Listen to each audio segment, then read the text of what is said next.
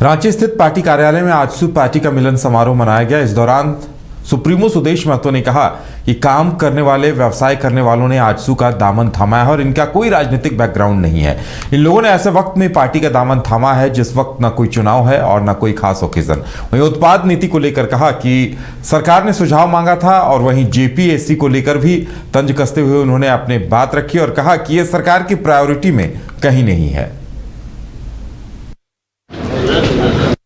चलो, आज शहर के खासकर रांची टाउन, महानगर और आसपास के कई अलग अलग क्षेत्र में काम करने वाले, कोई व्यवसाय करने वाले या फिर शिक्षा जगत से या सामान्य लोग ने आज पार्टी का दामन थामा है, जिसका बहुत पॉलिटिकल हिस्ट्री नहीं है, लेकिन इन्होंने पदार्पण किया है सार्वजनिक जीवन में जीने का और राजनीति में आज पदार्पण किया है। मैं सबसे पहले इनको इस निर्णय के लिए स्वागत करता हूं कि इन्होंने ऐसे समय में जब कोई सामने इलेक्शन नहीं है या कुछ उस तरह का वातावरण नहीं है, तब खुद को राजनीति में या सार्वजनिक जीवन में सामने ला रहे हैं ताकि पार्टी को और पार्टी के अंदर ये अपनी कौशलता और नेतृत्व को स्थापित कर सके और राज्य के लिए इस दल के वैचारिक रूप से जुड़कर इस राज्य में एक बेहतर राजनीतिक माहौल तैयार कर सके और पार्टी के लक्ष्यों को नेतृत्व दे सके। यही मकसद के साथ आज इन सभी का पदार्पण हुआ है।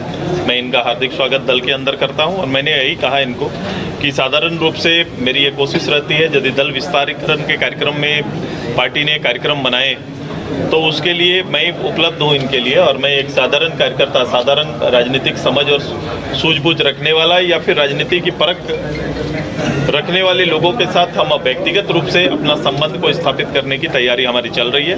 उसी अभियान में, उसी कड़ी में एक आज सैकड़ों लोगों की एक नई टीम आज रांची में पार्टी में पदार्पण किया है। मैं कुछ करने का संकल्प लेके कुछ लोग आए हैं साथ में। केवल इतने कहूँगा, ये एक ऐसी सादी व्यवस्था है दल के अंदर में, जब एक अदना सा कोई नौजवान राजनीति में कदम बढ़ाना चाहे तो आपका स्वागत करने के लिए उस पार्टी का हेड आपके पास खड़े हैं। ये व्यवस्था, ये इतनी साधारण और सरल व्यवस्था कहीं संभव नहीं होता है। मैं इन चीजों को बराबर लेके चलता हूँ क्योंकि विचारों का मिलाप ही सबसे बड़ा ताकत है। जब वैचारिक मिलाप होगा, पार्टी की चीजों को निश्चित रूप से उसके स्ट्रक्चर को आप पार्टी में आने के बाद जरूर समझेंगे, एहसास करेंगे। लेकिन आज आपका स्वागत करने के लिए मैं खड़ा हूँ यहाँ पर कि मैं आपका वेलकम कर रहा हूँ। आपका राजनीतिक आज पदार्पण हो रहा है क्योंकि कई लोग आते हैं जो ज्वाइनिंग करते हैं, पार्टी में समाहित होते हैं, उनका एक राजनीतिक भविष्य तय होता है पार्टी के अंदर से। उनका पिछला भविष्य भी होता है कि वो कहीं पर लंबे समय तक सेवा दिए हैं या राजनीतिक सार्वजनिक जीवन जी चुके हैं। उस अनुभव के साथ लोग आते हैं। लेकिन आज जो लोग आए हैं, इनका पहला पदार्पण लगभग है। कुछ का निश्चित रूप से उनका इतिहास, उनका परिवार का बैकग्राउंड राजनीतिक रहा है, लेकिन बावजूद इसके उनका जीवन का पहला पदार्पण आज हो रहा है। मैं उम्मीद करूंगा कि ये जिम्मेदारी, ये आपकी जिम्मेदारी और आपने ये स्वीकार किया है। आज ने दल को ज्वाइन नहीं किया, दल के रूप में आपने इस राज्य की सेवा का निश्चय किया है। इस दल के विचार के अंदर में मैं इस राज्य का राजनीतिक सेवा करना चाहता हूँ, एक सोशल वर्कर के रूप में काम करना चाहता हूँ। यही निश्चय आज इस फूल और माला के साथ आपका जुड़ जाएगा। मुझे उम्मीद है कि जब आप इससे जुड़ेंगे तो अपने आप को जितना सादा हृदय से आज यहाँ पर रखें, निश्चल होकर लोगों की सेवा में या फिर राजनीतिक जो भी टारगेट आप तय किए हैं, जो चाहते हैं राजनीतिक बेसिक सुधार का, या फिर जो कभी-कभी मैं देखता हूं कि मंच में आने के बाद जैसे वो अच्छा कर सकते हैं लेकिन वो मेरे सामने मंच या माइक से रिश्ता उनका नहीं रहा है। लेकिन जिनका माइक से रिश्ता नहीं रहा है वो अच्छा समाज सेवा नहीं कर सकता है, ऐसा नहीं होता है। इसलिए ये अपने विचार को लोगों तक पहुंचाना, डायलॉग्स करना, ये राजनीति की आवश्यकता है। लेकिन इन आवश्यकता से परे भी एक सादे मन से लोगों की सेवा दल के नेता बनकर किया जा सकता है। ये पृष्ठभूमि आपके लिए अभी खुला है। आप इस वातावरण में बिना किसी रुकावट के आप काम कर सकते हैं। ये परिवेश मैं आपको सौंपने जा रहा हूँ। रांची शहर के अंदर में कई चुनौतियां हैं। जिस क्षेत्र में आप काम करते हैं, जिस आप राजू रोड हो सकता है, आप हटिया हो सकता है, रांची टाउन के अंदर हो सकता है, आप राजनीति को रोज झेलते हैं।